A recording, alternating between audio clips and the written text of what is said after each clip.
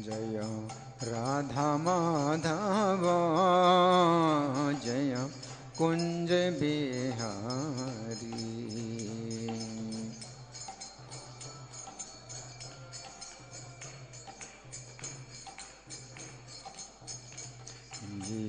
जय राधा माधव जय कुंज बिहारी।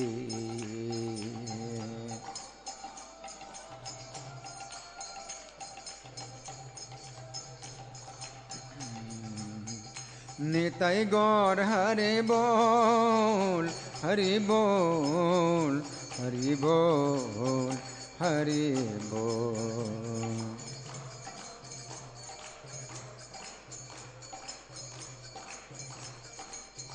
जय प्रभुपदा प्रभुपदा प्रभुपदा जय प्रभुपदा।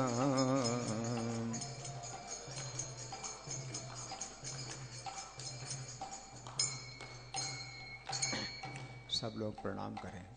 जय ओम विष्णुपाद परमहंस परिव्राजकाचार्य अष्टोत्तर श्री श्रीमद् डिवाइन ग्रेस अभय चरणारविंद भक्ति वेदांत स्वामी श्रील प्रभुपाद की जय।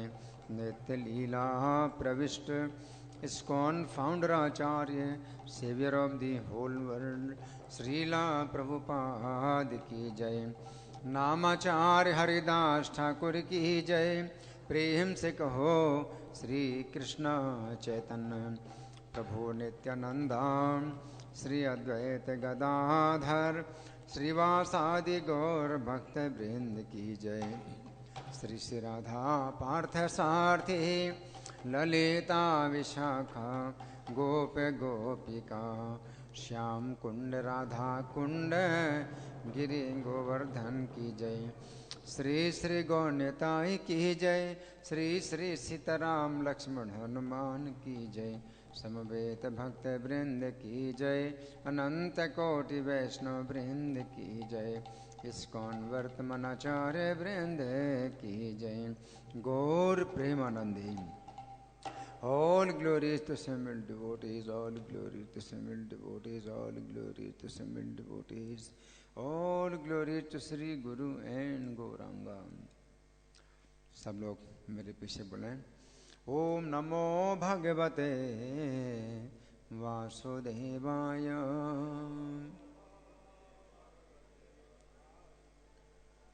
ओम नमो भगवते वासुदेवाय। ओम नमो भगवते वासुदेवाय। ग्रंथराज श्रीमद् भगवद गीता थारूप अध्याय 14। अध्याय का नाम है प्रकृति के 3 गुण। श्लोक संख्या 16। और आगे आ जाएं सब लोग, आप लोग और आगे आ जाइए और आगे। सबने निकाल लिया। एक किताब में 2-3 लोग इकट्ठे भी हो सकते हैं।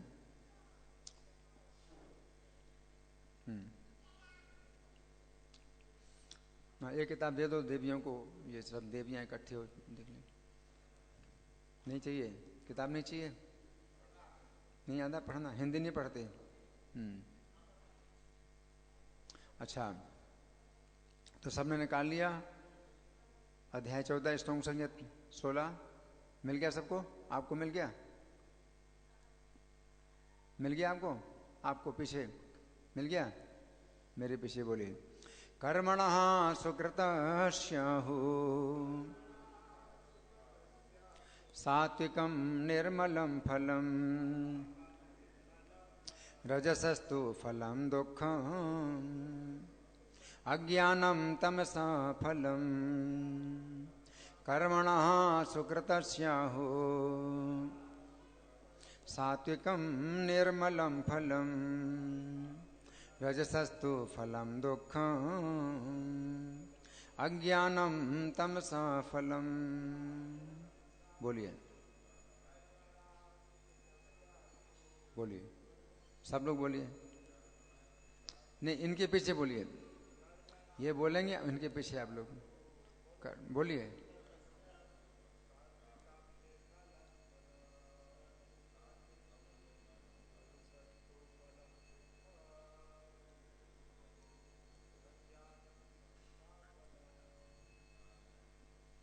किसी की आवाज ही नहीं आ रही।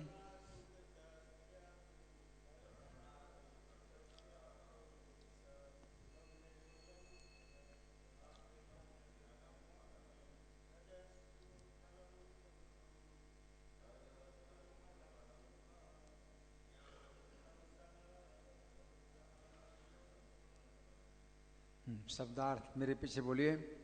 कर्मणः, सब लोग बोलिए। जिनके पास किताब नहीं वो भी बोलिए, सब लोग बोलिए। कि आपकी वाणी शुद्ध होगी। ये भगवान के शब्द हैं, दोहराइए मेरे पीछे। कर्मणः, कर्म का, सुकृतस्य, पुण्य, आहु कहा गया है, सात्विकम, सात्विक, निर्मलम, विशुद्ध, फलम, फल, रजसः, रजोगुण का, तो लेकिन, फलम, फल, दुखम, दुख, अज्ञानम, व्यर्थ, तमसः, तमोगुण का, फलम, फल। अनुवाद मेरे पीछे बोलिए। पुण्य कर्म का फल शुद्ध होता है और सात्विक कहलाता है, लेकिन रजोगुण में संपन्न कर्म का फल दुख होता है और तमोगुण में किए गए कर्म मूर्खता में प्रतिफलित होते हैं। तो यहाँ धागा लगाकर सब लोग प्रार्थना निकालिए। भूमिका में पहला पेज।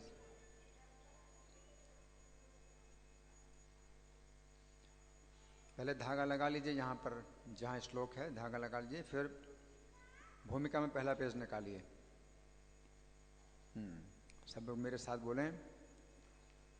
ओम अज्ञानतिमिरान्धस्य ज्ञानाञ्जन शलाकया चक्षुरुन्मीलितं येन तस्मै श्रीगुरवे नमः। श्रीचैतन्यमनोभीष्टं स्थापितं येन भूतले स्वयं रूपः कदा मह्यं ददाति स्वपदान्तिकं। वन्देऽहं श्रीगुरो श्रीयुतपदकमलं श्रीगुरून् वैष्णवांश्च श्रीरूपं साग्रजातं सहगण रघुनाथान्वितं तं सजीवं साद्वैतं सावधूतं परिजनसहितं कृष्णचैतन्यदेवं श्रीराधा कृष्णपादान् सहगण ललिता श्रीविशाखान्वितांश्च। हे कृष्ण करुणा सिंधो दीनबंधो जगत्पते गोपेश गोपिका कांत राधा कांत नमोस्तुते। तप्त कांचन गौरांगी राधे वृंदावनेश्वरी वृषभानुसुते देवी प्रणमामि हरिप्रिये। वाञ्छाकल्पतरुभ्यश्च कृपा सिन्धुभ्य एव च पतितानां पावनेभ्यो वैष्णवेभ्यो नमो नमः। जय श्री कृष्ण चैतन्य प्रभो नित्यानंद श्री अद्वैत गदाधर श्रीवासादि गौर भक्त वृंद। हरे कृष्णा कृष्ण कृष्ण हरे हरे, हरे राम राम राम हरे हरे। नमो विष्णुपादाय कृष्ण प्रेष्ठाय भूतले श्रीमते भक्ति वेदांत स्वामिनिति नामिने नमस्ते सरस्वती देवी गौरवाणी प्रचारिणे निर्विशेषा शून्यवादी पाश्चात्य देश तारिणे। ये श्लोक फिर से निकालें, इस श्लोक को समझेंगे। भगवान कह रहे हैं कर्मणः सुकृतस्याहो, जो अच्छे कर्म हैं, जो अच्छे कर्म हैं उनका क्या होता है? सात्विकम निर्मलम फलम। उनका फल कैसा होता है? सात्विक और निर्मल होता है। जो अच्छे कर्म होते हैं उनका फल सात्विक और निर्मल होता है। रजसस्तु फलम दुखम, जो रजोगुणी कर्म होते हैं उनका फल दुख होता है। और अज्ञानम तमसा फलम, और तमोगुणी कर्म का फल अज्ञान होता है। तो हम सुनेंगे प्रभुपाद तात्पर्य में क्या लिखते हैं। शिला प्रभुपाद की जय। सतोगुण में किए गए पुण्य कर्मों का फल शुद्ध होता है, अतएव वे मुनिगण जो समस्त मोह से मुक्त हैं सुखी रहते हैं। लेकिन रजोगुण में किए गए कर्म दुख के कारण बनते हैं। भौतिक सुख के लिए जो भी कार्य किया जाता है उसका विफल होना निश्चित है। उदाहरणार्थ यदि कोई गगनचुंबी प्रासाद, प्रासाद मतलब महल, यदि कोई गगनचुंबी महल बनवाना चाहता है तो उसके बनने के पूर्व अत्यधिक कष्ट उठाना पड़ता है। मालिक को धन संग्रह के लिए कष्ट उठाना पड़ता है। ये क्या है? रजोगुणी कर्म है। तो भगवान क्या कह रहे हैं? रजोगुणी कर्म का फल दुख होता है। तो रजोगुणी कर्म का उदाहरण क्या प्रभुपाद दे रहे हैं कि गगनचुंबी महल बनवाना चाहता है कोई, तो उसके बनने के पूर्व अत्यधिक कष्ट उठाना पड़ता है। मालिक को धन संग्रह के लिए कष्ट उठाना पड़ता है, और महल बनाने वाले श्रमिकों को शारीरिक श्रम करना पड़ता है। इस प्रकार कष्ट तो होते ही हैं। अतएव भगवत गीता का कथन है कि रजोगुण के अधीन होकर जो भी कर्म किया जाता है उसमें निश्चित रूप से महान कष्ट भोगने होते हैं। इससे यह मानसिक तुष्टि हो सकती है कि मैंने ये मकान बनवाया या इतना धन कमाया, लेकिन ये कोई वास्तविक सुख नहीं है। जहाँ तक तमोगुण का संबंध है, अब तमोगुण, जहाँ तक तमोगुण का संबंध है, कर्ता को कुछ ज्ञात नहीं रहता, अतः उसके समस्त कार्य उस समय दुखदायक होते हैं और बाद में उसे पशु जीवन में जाना होता है। पशु जीवन सदैव दुखमय है। यद्यपि माया के वशीभूत होकर वे इसे समझ नहीं पाते। पशुओं का वध भी तमोगुण के कारण है। पशु वधिक ये नहीं जानते कि भविष्य में इस पशु को ऐसा शरीर प्राप्त होगा जिससे वो उनका वध करेगा। यही प्रकृति का नियम है। मानव समाज में यदि कोई किसी मनुष्य का वध कर दे तो उसे प्राण दंड मिलता है। ये तो है ही है। हर जगह अगर मनुष्य की हत्या करते हैं तो उसको मर्डर बोलते हैं, अंग्रेजी में अलग शब्द है। मनुष्य हत्या के लिए अलग शब्द है मर्डर। तो उसका हर जगह कानून है कि उसको प्राण दंड दिया जाएगा। तो मानव समाज में यदि कोई किसी मनुष्य का वध कर दे तो उसे प्राण दंड मिलता है। ये राज्य का नियम है। अज्ञानवश लोग ये अनुभव नहीं करते कि परमेश्वर द्वारा नियंत्रित एक पूरा राज्य है। प्रत्येक जीवित प्राणी परमेश्वर की संतान है और उन्हें एक चींटी तक का मारा जाना सहन नहीं है।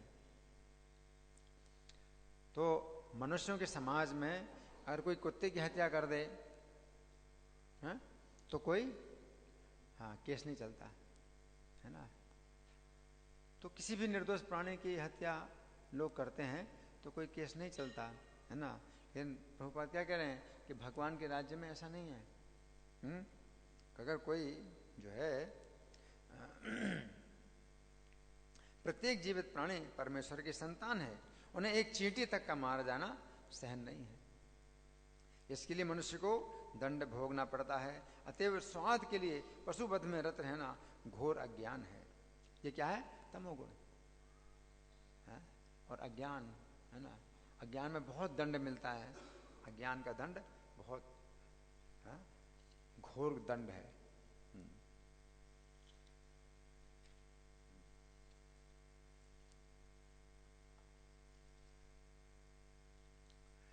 मनुष्य को पशुओं के वध की आवश्यकता नहीं है, क्योंकि ईश्वर ने अनेक अच्छी वस्तुएं प्रदान कर रखी हैं।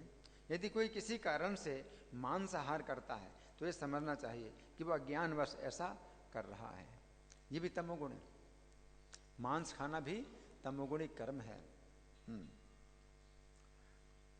और अपने भविष्य को अंधकारमय बना रहा है। समस्त प्रकार के पशुओं में से गोवध सर्वाधिक अधम है।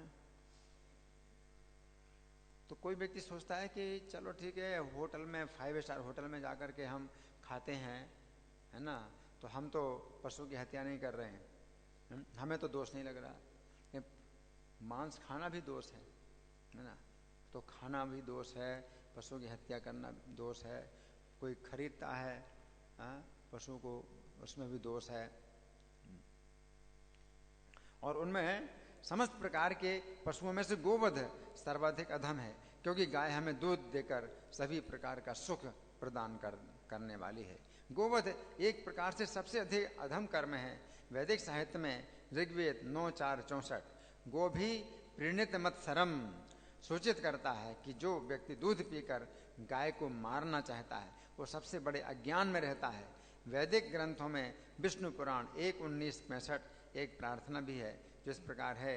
नमो ब्रह्मण्य देवाय गो ब्राह्मण हिताय चा जगत हिताय कृष्णाय गोविंदाय नमो नमः। हे प्रभु, आप गायों तथा ब्राह्मणों के हितैषी हैं और आप समस्त मानव समाज तथा विश्व के हितैषी हैं। तात्पर्य ये है कि इस प्रार्थना में गायों तथा ब्राह्मणों की रक्षा का विशेष उल्लेख है। ब्राह्मण आध्यात्मिक शिक्षा के प्रतीक हैं और गायें महत्वपूर्ण भोजन की। ब्राह्मणों से हमें आध्यात्मिक शिक्षा प्राप्त होती है और गायों से महत्वपूर्ण भोजन प्राप्त होता है। अतएव इन दोनों जीवों ब्राह्मणों तथा गायों को पूरी सुरक्षा प्रदान की जानी चाहिए।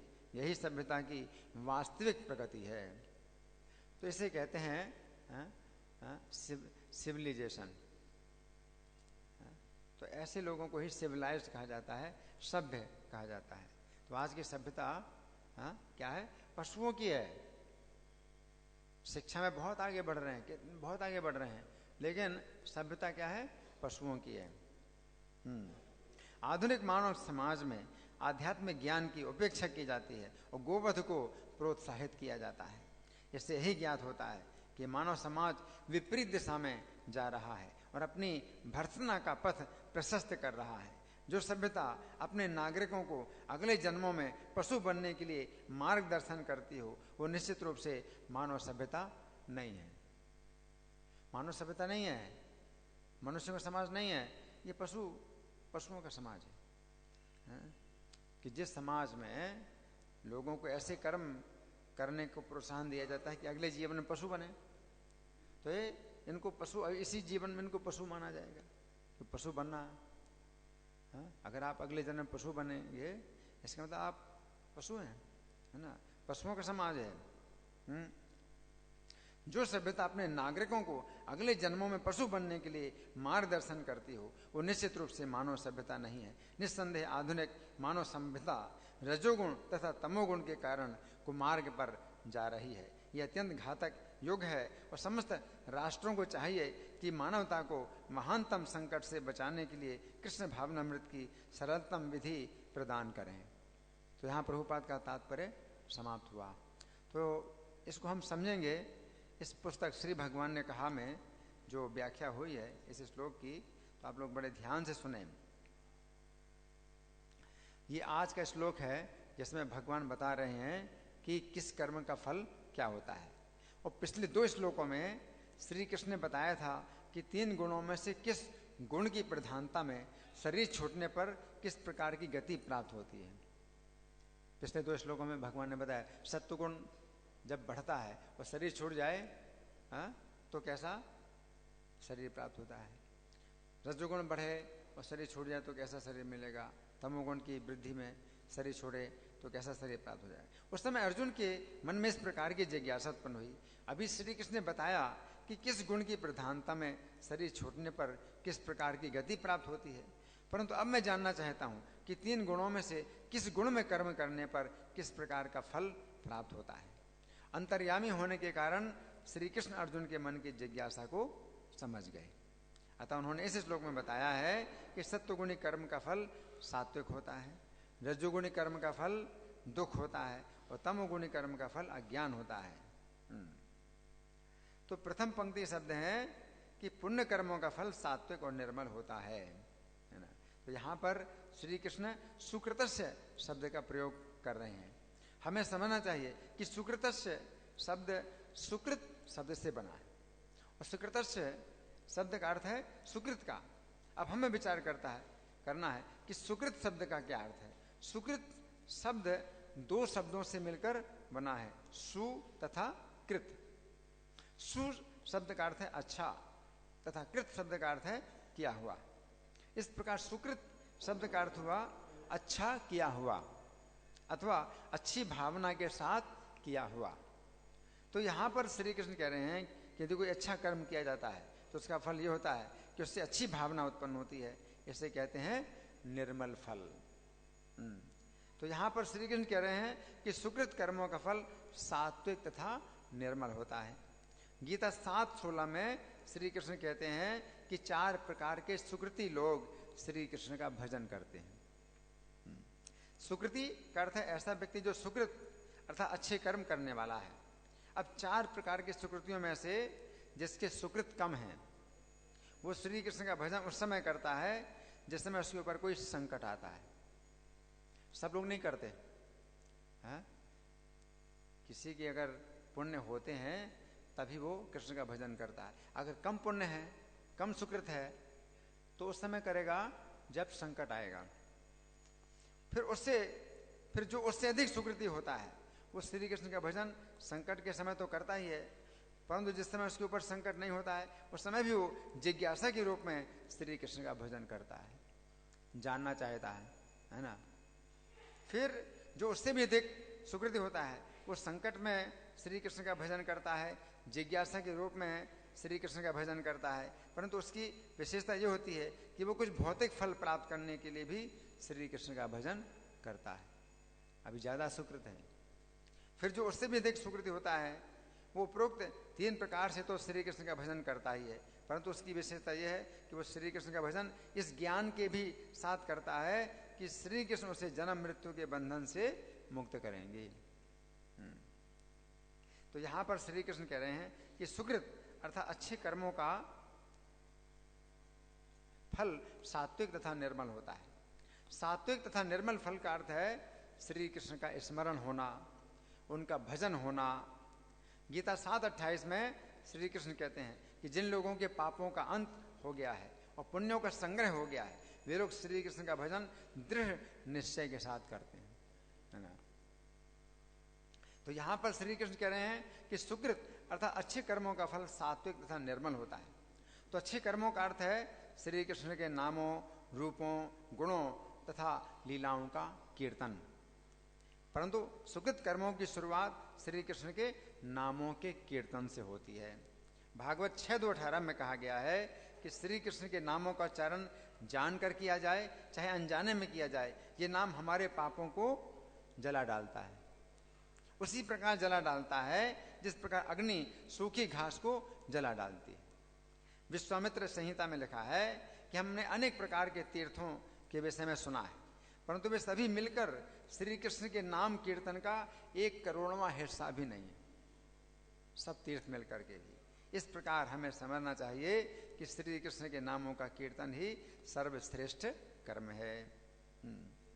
तो यहां पर श्री कृष्ण कह रहे हैं कि पुण्य कर्मों का फल सात्विक तथा निर्मल होता है। भागवत 10:12-11 में कहा गया है कि जिनके पुण्यों का बहुत बड़ा संग्रह था, क्या जिनके पुण्यों का बहुत बड़ा संग्रह था वही लोग श्री कृष्ण के साथ गोप बालकों के रूप में विहार किया करते थे।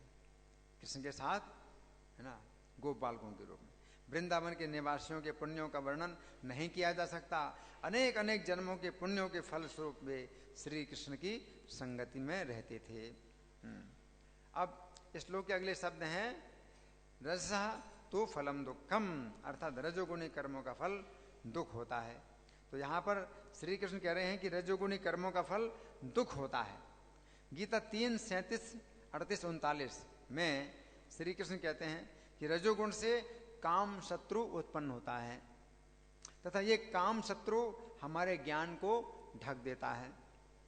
ज्ञान का अर्थ है ये समझना कि ये जगत दुखों से भरा है तथा सुखों से रहित है, परंतु काम शत्रु हमारे ज्ञान को ढककर ये विचार उत्पन्न करता है कि ये जगत सुखों से भरा है तथा दुखों से रहित है। इस प्रकार व्यक्ति जितना अधिक सुख पाने का प्रयास करता है उतना अधिक उसे दुख का अनुभव होता है। रजोगुण में ज्ञान ढक जाता है और आप क्या सोचते हैं ये जीवन सुख भोगने के लिए मिला है। आज की शिक्षा इसी प्रकार की है ना, और इस अज्ञान के कारण ज्यादा है दुख मिलता है ना। रजोगुण हमारे अंदर सुख प्राप्त करने की आशा उत्पन्न करता है, यही आशा हमारे दुख का कारण होती है। आशा ही परमम दुखम, आशा ही सबसे बड़ा दुख है। तो यहां पर श्री कृष्ण कह रहे हैं कि सत्वगुणी कर्मों का फल सात्विक होता है और रजोगुणी कर्मों का फल दुख होता है। तो यहां पर सात्विक फल का अर्थ है सात्विक सुख। गीता 18:37 में श्री कृष्ण कहते हैं कि जो सुख प्रारंभ में विष के समान और परिणाम में अमृत के समान होता है वो सत्वगुणी सुख होता है। अब यहां पर श्री कृष्ण की दूसरी बात यह है कि रजोगुणी कर्मों का फल दुख होता है, तो यहां पर दुख का अर्थ है रजोगुणी सुख। रजोगुणी सुख ही दुख होता है। गीता 18:38 में श्री कृष्ण कहते हैं जो प्रारंभ में अमृत के समान होता है तथा जो सुख विषय भोगों से प्राप्त होता है और परिणाम में विष के समान होता है वो रजोगुणी सुख कहलाता है।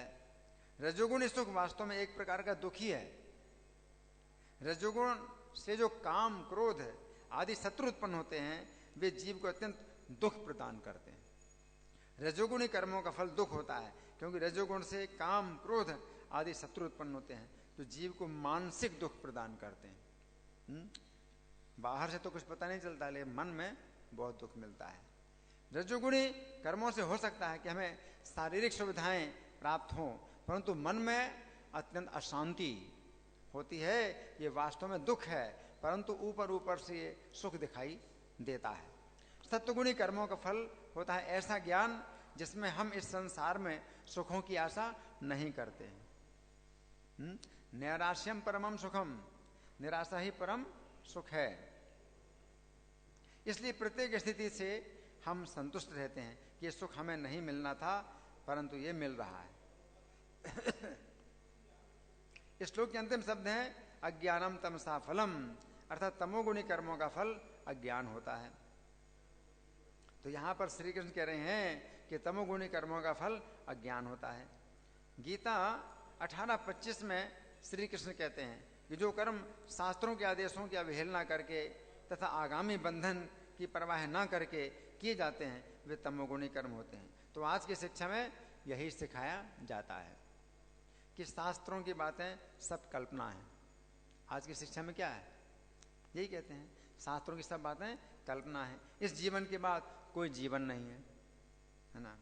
अतः मांसाहार, जुआ, नशा, व्यभिचार जैसे कर्मों को करने में कोई दोष नहीं है।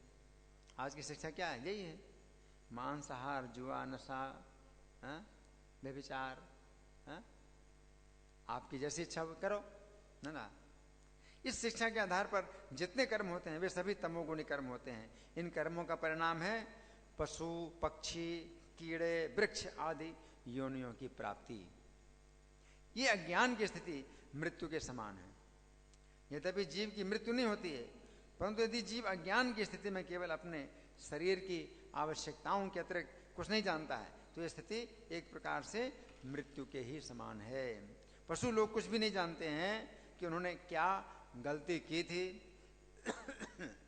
कि उन्हें ये पशु योनि प्राप्त हुई है।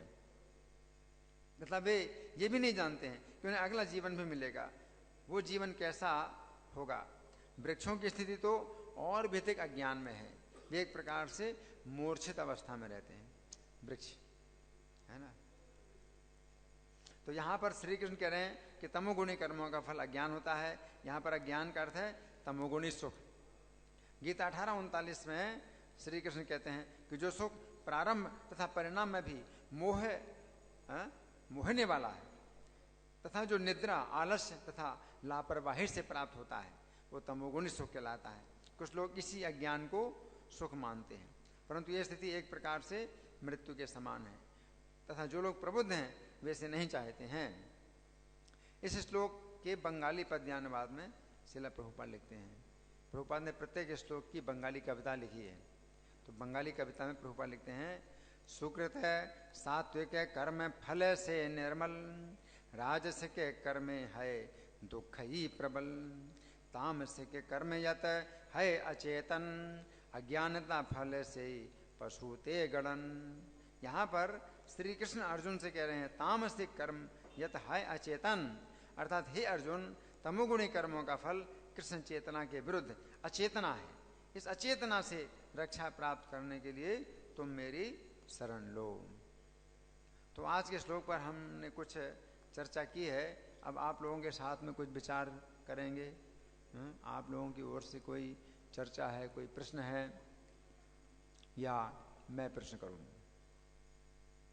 मैं प्रश्न करूं? आपका प्रश्न? हाँ, तो ये कह रहे हैं कि अभी कक्षा से पहले किसी माता जी का फ़ोन आया था। वो पूछ रही थी कि गाय की हत्या में कुछ दोष है, इसका कहीं शास्त्र में उल्लेख है क्या? तो मैंने तो चैतन्य चरितामृत से बताया। चैतन्य चरितामृत आदि लीला अध्याय 17 में चैतन्य महाप्रभु गाय की हत्या का दोष बताते हैं, और गाय हमारी माता है, इस बात की स्थापना करते हैं। तो मैंने उनको उदाहरण दे दिया। लेकिन आज के श्लोक में भी ये बहुत हाँ, आज के श्लोक के तात्पर्य में प्रभुपाद ने उदाहरण दिया, ऋग्वेद का उदाहरण दिया, विष्णु पुराण का उदाहरण दिया है, जिसमें कि गाय का महत्व बताया गया है ना। तो कोई प्रश्न है या मैं प्रश्न करूं? ठीक है, तो मैं प्रश्न कर रहा हूं, है ना। तो आज के श्लोक में भगवान ने 3 बातें बतलाई हैं। ठीक है, 3 बातें बतलाई हैं। हाँ, तो पहली बात क्या बताई? कौन बताएगा? सबसे पहली बात कौन बताई भगवान ने? कौन बताएगा? 3 बातों में से पहली बात क्या है?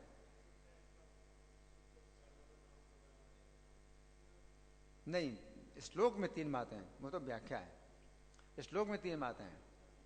पहली बात भगवान ने क्या बताई? कौन बताएंगे? आप बताएं। पहली बात क्या है श्लोक में? हाँ, सुकृत कर्मों का जो फल है वो सात्विक और निर्मल है। सात्विक कर्मों का फल सात्विक होता है, निर्मल होता है ना। पहली बात। दूसरी बात कौन बताएगा? हाँ, दुख होता है। रजोगुणी कर्मों का फल दुख होता है, हाँ? और तीसरी बात क्या बताई भगवान ने? तमोगुणी कर्म का फल अज्ञान। तमोगुणी का फल अज्ञान होता है ना।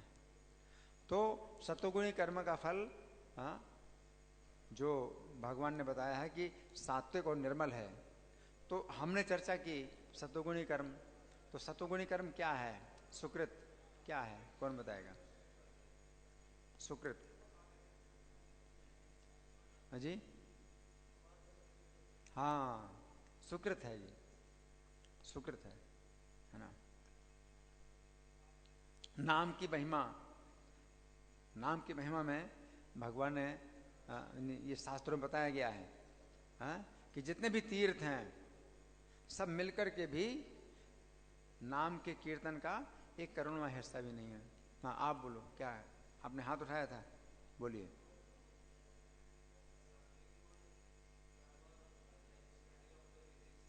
और जोर से, और आगे आइए, और आगे।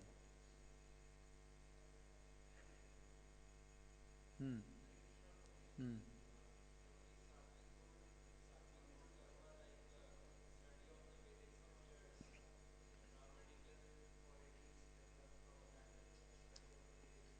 सात्विक कर्म जो हमने बताया कि सबसे पहले शुरू कहां से होता है?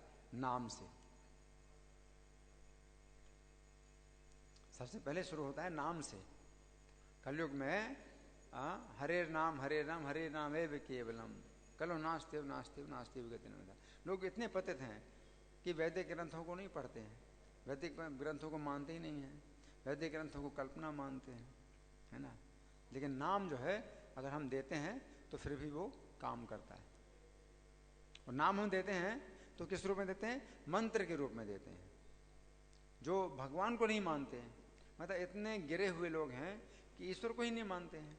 आजकल जो है जैसे चीन है या और भी कई साम्यवादी देश हैं, तो ईश्वर को नहीं मानते, तो भी हम उनको नाम देते हैं और नाम फिर भी वो स्वीकार कर लेते हैं। लेकिन नाम कैसे देते हैं? हम नाम के रूप में नहीं देते, मंत्र के रूप में देते। ये शब्द है, ये आप शब्द बोलिए। जैसे चीन में है तो लोगों को सुकृति बनाने के लिए कि वे सुकृत करें, उनको जो है जब नाम देते हैं तो उनको हम क्या बोलते हैं कि ये मंत्र है, ये शब्द ध्वनि है, साउंड वाइब्रेशन। क्योंकि वो नाम, अगर हम नाम कहेंगे भाई किसका नाम, तो हम कहेंगे भगवान का नाम, तो भगवान को हम मानते हैं, तो हम उनको नाम कह करके नहीं बोलते हैं, हम कहते हैं ये शब्द ध्वनि है, इसका आप जो है सुनो, इसको बोलो और इसको सुनो, शब्द ध्वनि को सुनो। तो चाइना में लोग जो है इसको स्वीकार करते हैं। हम कहते हैं आपके जो दिमाग में तनाव है उसको दूर करेगा, तो जो है वो मान लेते हैं, हाँ ठीक है। अगर हम उनको नाम कहेंगे कि भगवान का नाम है तो वो तो नफरत करेंगे, अपराध करेंगे, है ना। तो हम नाम की महिमा नहीं बताते हैं। नाम की महिमा तो बहुत बड़ी है ना। हम तो इतना बोलते हैं भाई आपका तनाव दूर हो जाएगा, तो इसी में ही जो है वो मानते हैं भाई बहुत बड़ी बात है ये, उनके दिमाग का तनाव दूर हो जाएगा तो बहुत बड़ी बात है। कलयुग में तनाव ही तनाव है, दिमाग में तनाव ही तनाव है। तो ये कह करके भी उनको जो है सुकृति बनाते हैं। तो नाम के द्वारा जब उनकी चेतना शुद्ध होती है तो फिर उनको गीता का उपदेश दिया जाता है और फिर वो स्वीकार करते हैं। प्रभुपाद रशिया में गए तो केवल 3 दिन के लिए वो रुके रूस में, और एक को शिष्य बनाया, एक युवा को शिष्य बनाया, उसको नाम दिया अनंत शांति दास। केवल एक व्यक्ति को शिष्य बनाया और प्रभुपाद फिर रूस में कभी गए नहीं। लेकिन वो अनंत शांति दास जो है क्या करते थे, बाजार के बीच में खड़े हो जाते थे, बाजार में, और कोई व्यक्ति जो है उनके पास से गुजरे तो उसको कहते थे कि आपके पास कोई मंत्र है? तो कहता नहीं मंत्र तो नहीं, कि मेरे पास मंत्र है, मंत्र देता हूँ आपको, आप मंत्र ले लो मुझसे। और हरे कृष्ण मंत्र 16 नाम का बताते थे, इसका जप करो। तो जिसको भी मिले उसको बस कुछ नहीं बताते, कोई उपदेश नहीं, गीता का भी संदेश नहीं दे रहे ये। और किसी के पास भी मंत्र नहीं होता था, और वो पूछते थे आपके पास मंत्र है? कहते नहीं मंत्र नहीं है, मैं मंत्र देता हूँ मंत्र। तो इस तरह से मंत्र देते थे। तो ऐसे लोगों को जो है मतलब हरे कृष्ण मंत्र जो है वो देते थे, और उससे वो चेतना शुद्ध करता था। ये मंत्र चेतना शुद्ध करता है, ना जान करके। कोई नहीं जानता है इसकी महिमा तो भी उसकी चेतना शुद्ध होती है ना। जैसे रत्नाकर डाकू था, है ना, तो डाकू था तो उसको मरा मरा कहा बोलने के लिए, तो नाम नहीं दिया, नाम नहीं दिया, मरा मरा कहा बोलने के लिए, क्योंकि नाम का अपराध करता वो भगवान को नहीं मानता। तो उसको मरा मरा मंत्र दिया। क्यों मंत्र दिया? कि मंत्र से तुम्हारे पाप दूर होंगे, तुम्हारे बहुत पाप हैं और पापों से तुम नरक में जाओगे। तो इतना उसको समझ में आ गया कि मैंने बहुत पाप किए हैं, मैंने बहुत हत्याएं की हैं और मुझे नरक में जाना पड़ेगा, तो मंत्र से मेरी नरक से रक्षा होगी। तो वो मरा मरा इसलिए बोलता था मंत्र, और उसी से जो है चेतना कितनी शुद्ध हुई उसकी। आगे चल करके वो वाल्मीकि मुनि बने और रामायण लिखा। तो ये सब जो है क्या है कि सुकृति कर्मणः सुकृतस्याहु सात्विकम निर्मल फलम, ये भी सुकृत है। अज्ञात सुकृति, इसको भी अज्ञात सुकृति बोलते हैं। कोई व्यक्ति नहीं जानता है, हाँ? सुकृति क्या होती, लेकिन वो नाम बोलता है। जैसे अजामिल था तो अपने पुत्र को नारायण बोलता था, तो अपने पुत्र को जब नारायण बोलता था तो वो कुछ नहीं सोचता था, हाँ? कि वो ईश्वर का नाम बोल रहा है, अपने पुत्र को नारायण बोलता था। ये क्या था? अज्ञात सुकृति। उसे पता नहीं था उसका सुकृति उसकी हो रही है, और बहुत सुकृति हो रही है उसकी। तो नाम जो है अपने आप में बहुत बड़ा, हाँ, पुण्य कर्म है। हाँ। और फिर नाम से फिर आगे, हाँ, भगवान का रूप है, मंदिर में आप दर्शन करते हैं भगवान के रूप का, तो ये बहुत बड़ा सुकृत है। भगवान का दर्शन करना ही अपने में बहुत सुकृत है। भगवान के रूप, फिर भगवान के गुण, भगवत गीता, तो गीता को पढ़ना, गीता को सुनना, ये और ज़्यादा, हाँ, पवित्र है, और ज़्यादा पवित्र है। इसके बाद फिर भगवान की लीलाएं और ज़्यादा पवित्र करती हैं। श्रीमद् भागवत बहुत पवित्र है, सुकृत बहुत बड़ा सुकृत है। तो सुकृत जो है मतलब इससे होता है। अच्छा, फिर दूसरी शिक्षा है रजोगुणी कर्म। रजोगुणी का कर्म का फल दुख होता है ना। तो इसके विषय में, हाँ हाँ, क्या आप समझे, आप क्या बताइए। हाँ, रजोगुणी कर्म, रजोगुण जो है हमारे ज्ञान को ढक देता है ना। और काम क्रोध लोभ ये शत्रु उत्पन्न करता है ना। और ज्ञान को ढक करके हमें ये विचार उत्पन्न कराता है कि संसार में सुख है, और सुख भोगना चाहते हैं लोग। और इससे क्या होता है, जब आप संसार में आप सुखों की आशा करते हैं तो उससे बहुत दुख मिलता है।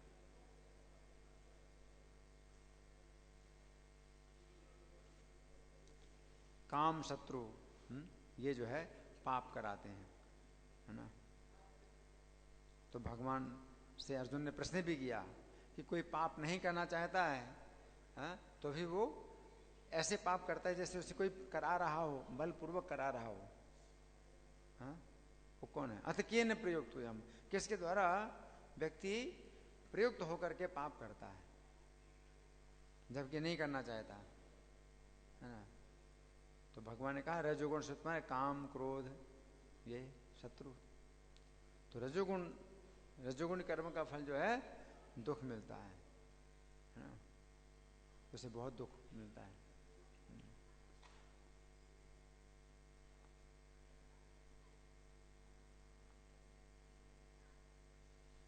और तमोगुणी कर्म का फल क्या है?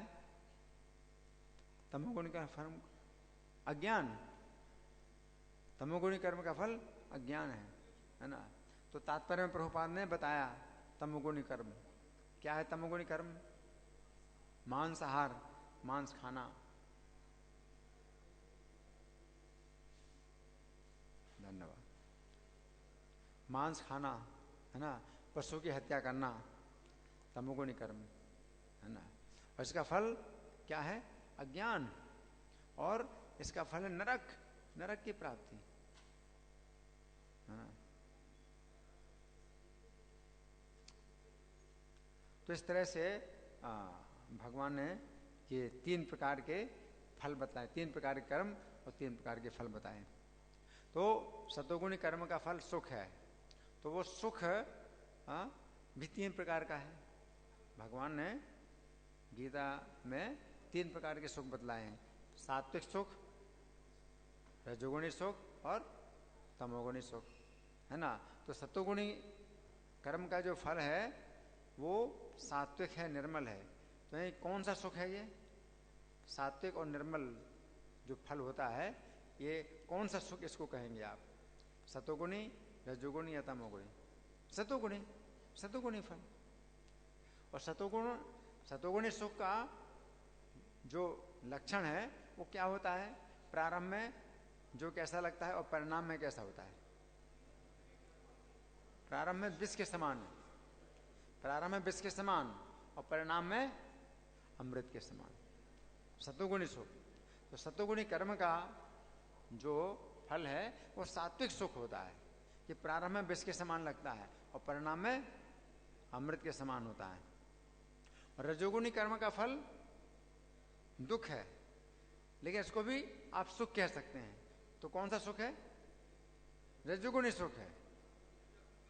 रजोगुणी सुख वास्तव में क्या होता है? दुख होता है कि प्रारंभ में अमृत के समान होता है और परिणाम में विष के समान। तो रजोगुणी सुख है।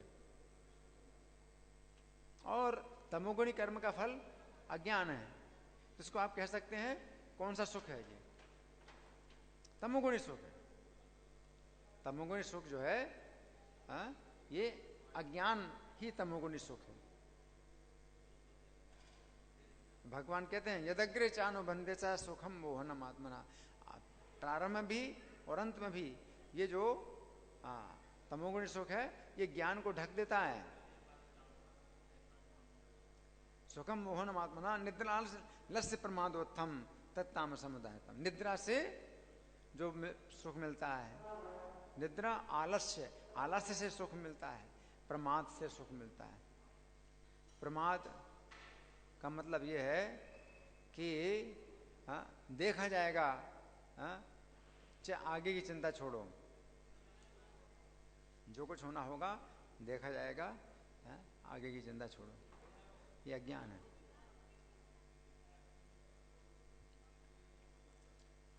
तो बड़ा अच्छा लगता है, जैसे कि खरगोश जो है जब शेर को देखता है तो अपनी आंखें बंद कर लेता है, क्या सोच के कि मैं आंखें बंद कर लूंगा तो शेर नहीं दिखाई देगा, तो फिर मुझे कोई डर नहीं है, तो आंखें बंद कर लेते हैं।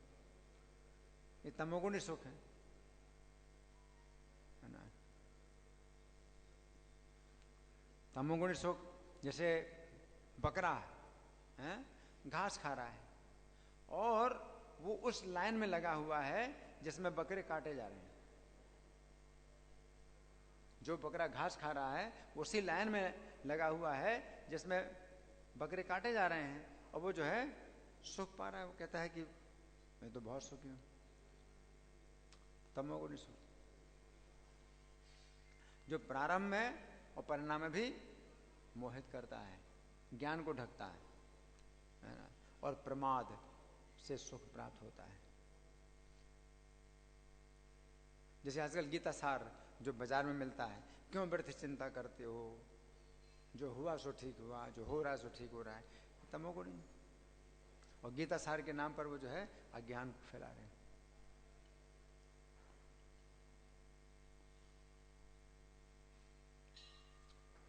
हम कितने पापों से बंधे हुए, हमने जो है कितने पाप किए हैं और हमें इससे कितना बंधन प्राप्त होगा, दुख प्राप्त होगा, है ना। तो भगवान कहते हैं गीता में मेरी शरण में आओ तो मैं तुम्हें पापों से मुक्त करूंगा, तुम शोक मत करो। इसका मतलब हमें शोक होना चाहिए, और भगवान जो है मतलब हमें आश्वासन देंगे कि हम शोक ना करें।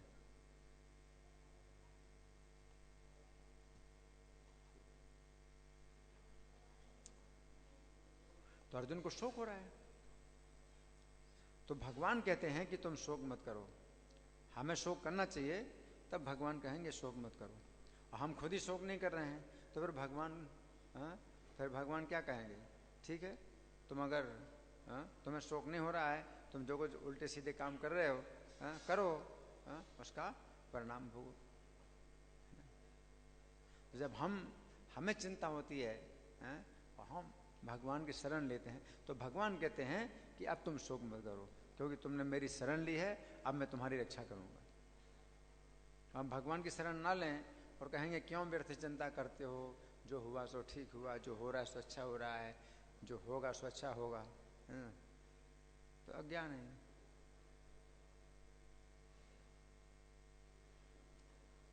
भगवान तो बताते हैं जन्म मृत्यु जरा व्याधि दुख दोषानु दर्शनम। इस भौतिक संसार में जन्म मरण बुढ़ापा बीमारी के दुख और दोषों को देखना ज्ञान है। तो ये ज्ञान थोड़ी है कि जो हो रहा है सो ठीक हो रहा है, जो हो रहा है सो अच्छा हो रहा है, जो होगा सो ठीक होगा, है ना? है? जो हुआ है वो क्या अच्छा हुआ, गलत हुआ। हमने संसार में कितने जन्म लिए हैं और माता के गर्भ में निवास किया, कितना कष्ट होगा, क्या अच्छा हुआ? ये नहीं हुआ अच्छा।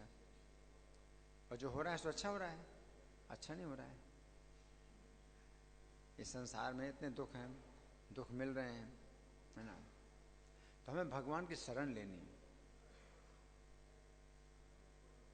श्रीमन नाम प्रोच नारायणाख्यम के न प्रापुर्वांछितम पापनो अपि। तो श्रीमन नारायण नाम का उच्चारण करके कितने पापी, कितने पापी होते हुए भी उन्होंने वांछा प्राप्त नहीं कर ली, अपनी इच्छा पूरी नहीं कर ली। हाना पूर्वम वाग प्रवृत्ता न तस्मिन। तो बड़े शोक की बात है कि हमने पहले से श्रीमन नारायण नाम का उच्चारण नहीं किया था। तेन प्राप्तम गर्भवासादि दुखम, इसलिए हमने गर्भवास के अनेक दुख पाए। तो शोक की बात है ना, बड़े शोक की बात है कि हमने पहले से श्रीमन नारायण का नाम नहीं बोला, इस कारण से हमने गर्भवास के अनेक दुख प्राप्त किए, है ना? तो ये ज्ञान कहलाता है। और अज्ञान में हम सोचते हैं जो हुआ सो अच्छा हुआ। तो गधा भी जानता है इतना, तो जो हुआ सो अच्छा हुआ तो गधा भी कहता है ना? कुछ ज्ञान थोड़ी है। और गीता सार के नाम पर ज्ञान फैला रहे हैं, तो ये ज्ञान नहीं है। ये तमोगुणी सुख है। जो हुआ सो अच्छा हुआ, जो हो रहा सो अच्छा हो रहा है, जो होगा सो अच्छा होगा। सुख तो है, तमोगुणी सुख। इसी प्रकार से कोई व्यक्ति सो रहा है तो नींद में जो है मतलब उसको बड़ा सुख मिल रहा है। घर में आग लगी है, जिस घर में आग लगी उस घर में आप सो रहे हैं और आपको बड़ा सुख मिल रहा है। ये क्या है? तमोगुण, तमोगुणी सुख है ना? और दूसरा व्यक्ति आपको जगाता है तो कहते तुम मुझे डिस्टर्ब कर रहे हो। वो डांटता है उठो भागो, उठो भागो, उठो भागो, तो कहता मुझको तुम डिस्टर्ब कर रहे हो, मैं इतनी अच्छी नींद, मेरी नींद खराब कर रहे हो, है ना? तो हमारा जो आंदोलन है, कृष्ण आंदोलन है, इसी प्रकार का है। तो लोग पसंद नहीं करते हैं। हम लोगों को बताते हैं कि भाई आओ मंदिर में आओ, भगवत गीता सुनो। कहते क्यों डिस्टर्ब कर रहे हो? हमारे पास टाइम नहीं है, हमारे पास टाइम नहीं है ना? जो सोने वाला व्यक्ति है, सो रहा है, वो कहते, आप उससे कहते हो कि उठो भागो, कहते हमारे पास टाइम नहीं है, हमारे पास टाइम नहीं है।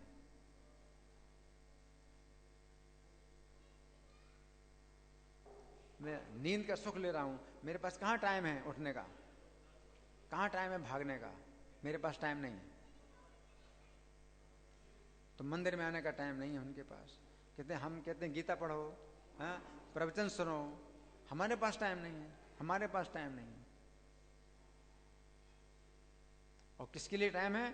खाने के लिए, सोने के लिए, भोग करने के लिए, सुरक्षा करने के लिए, इन सब चीजों के लिए टाइम है, लेकिन गीता पढ़ने के लिए टाइम नहीं है।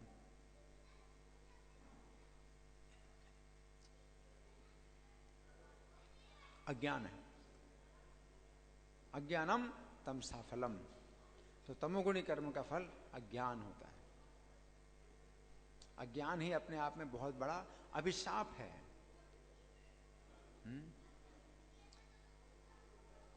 नरक की प्राप्ति होती है और पशु पक्षियों की योनि प्राप्त होती है। ये कीड़े हैं, कितने अज्ञान में हैं, तमोगुण में, है ना? वो सुख भोग रहे हैं, कूड़े में, कूड़े के ढेर में जो कीड़े हैं वो सुख पा रहे हैं, उनको सुख मिल रहा है ना? और पानी बरसता है पानी में बरसने में ही मर जाते हैं, उसी में पानी की वर्षा से मर जाते हैं। अज्ञान में ही उनकी मृत्यु होती है। अज्ञान में पैदा होते हैं, अज्ञान में मरते हैं। कितने कीड़े वृक्ष हैं अज्ञान में, बेहोशी की हालत में।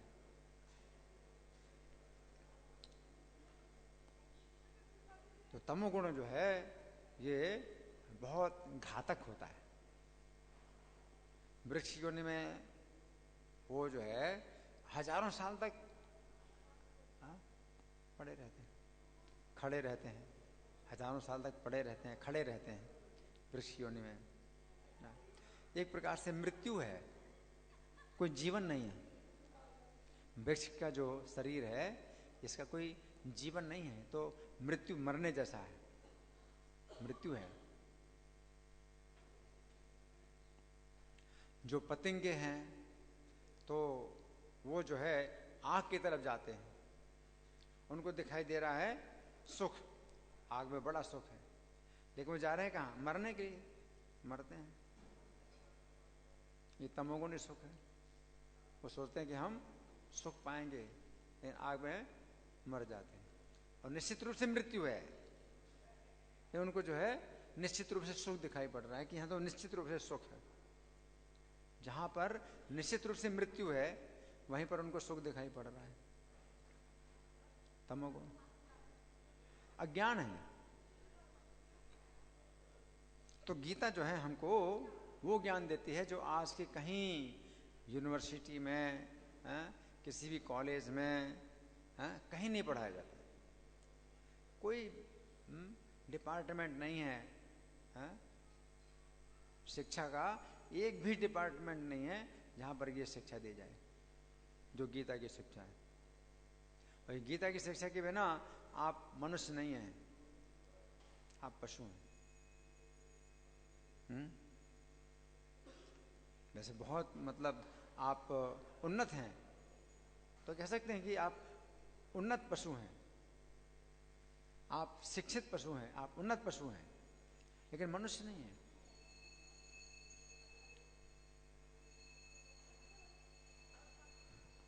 अशिक्षित मनुष्य जो है वो शिक्षित पशु से अच्छा है। आपने इतनी शिक्षा प्राप्त कर ली है तो आप शिक्षित पशु बन गए, लेकिन मनुष्य नहीं बने। उससे अच्छा है कि शिक्षा ना प्राप्त हो और आप मनुष्य बन जाएं।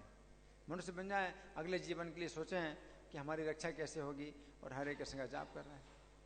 तो हरे कृष्ण का जाप करने के लिए किसी शिक्षा की आवश्यकता नहीं है।